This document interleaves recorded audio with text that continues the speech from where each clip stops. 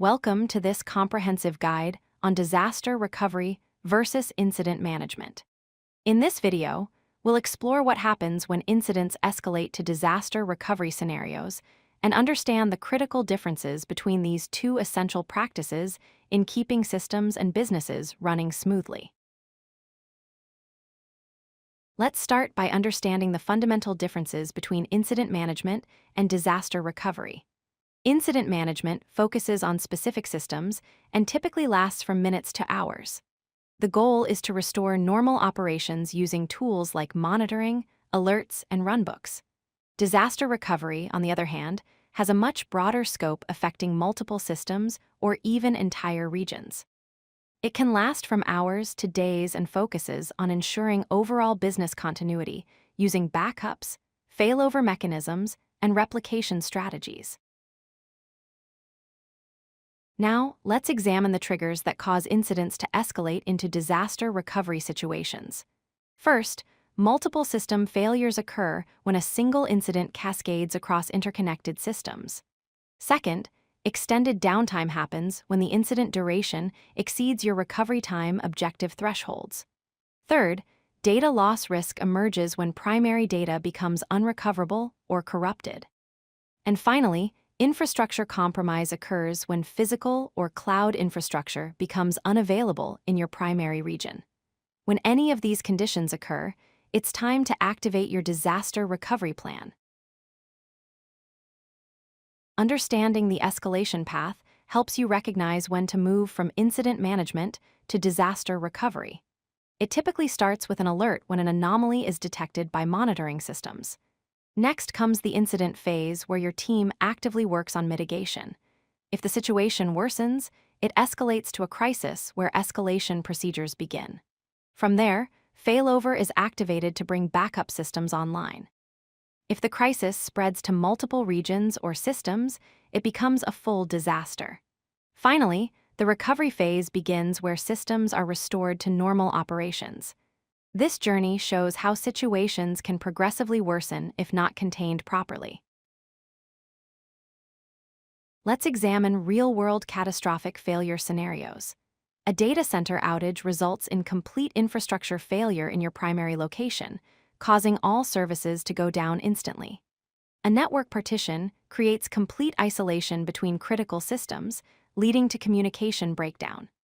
Database corruption makes primary and backup databases unrecoverable, resulting in data loss across systems. And cascading failures occur when a single failure triggers a chain reaction throughout your infrastructure, causing exponential system degradation. Each of these scenarios demands immediate disaster recovery activation. When an incident occurs, your response follows a structured process. First, detect and alert phase where monitoring systems identify anomalies and trigger alerts to your team. Second, engage and triage where your incident team assembles and assesses the severity and scope of the problem. Third, execute runbooks where your team follows documented procedures to isolate and contain the issue.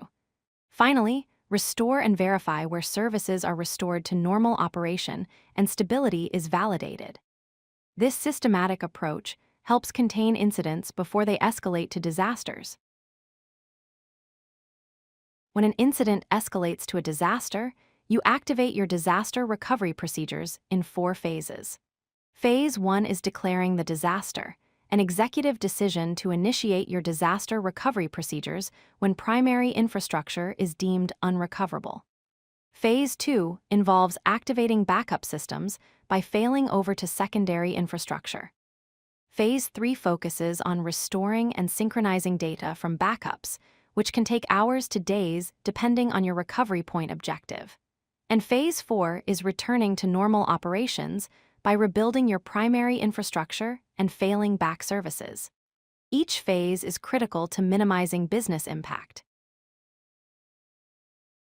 3 critical metrics guide your decision to escalate from incident management to disaster recovery. Mean time to repair, or MTTR, measures how quickly you resolve incidents. Recovery time objective, or RTO, is the maximum acceptable downtime your business can tolerate. Recovery point objective, or RPO, is the maximum amount of data loss your business can accept. If your MTTR exceeds your RTO, it's time to activate disaster recovery. Additionally, a tight RPO requires continuous data replication to minimize information loss. Understanding and monitoring these metrics is essential for timely disaster recovery activation. Let's recap the key takeaways from this exploration. First, incident management and disaster recovery are not the same thing and operate at different scales and timelines. Second, escalation is systematic and is triggered by multiple system failures and extended downtime. Third, metrics like RTO, RPO, and MTTR drive your decisions on when to escalate to disaster recovery. And fourth, preparation is essential because disaster recovery plans must be tested regularly to ensure they work effectively when you need them most. By understanding these distinctions and having proper preparation, your organization can respond effectively to any crisis. If you like this video, hit that like button and don't forget to subscribe. Visit codelucky.com for more such useful content.